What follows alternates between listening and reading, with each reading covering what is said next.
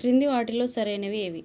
Option 1 article 81 Lok Sabha నిర్మాణం, ఎన్నికలు మొదలైన అంశాల గురించి పేర్కొంటుంది. సో ఇది ఆప్షన్ 1 కరెక్ట్ అండి. ఆర్టికల్ 81 అనేది లోక్సభ యొక్క నిర్మాణం, ఎన్నికలు మొదలైన అంశాల గురించి తెలియజేస్తుంది.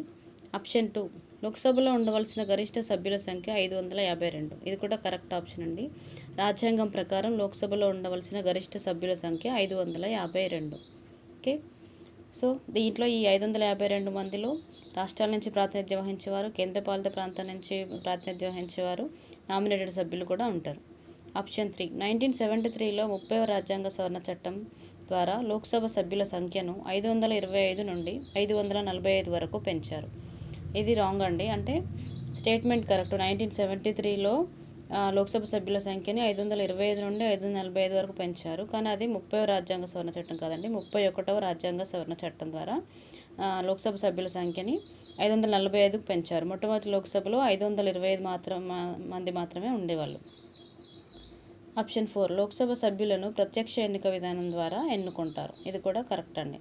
లోక్సభ సభ్యులని ప్రత్యక్ష ఎన్నిక విధానం ద్వారా వయోజన ఓటింగ్ హక్కు ద్వారా ఎన్నుకుంటారు. ఇది రహస్య ఓటింగ్ పద్ధతి అన్నమాట. అదే రాజ్యసభ సభ్యులను అయితే ఓపెన్ బ్యాలెట్ సిస్టంలో ఎన్నుకుంటారు. ఓకే, ఇది కూడా కరెక్ట్.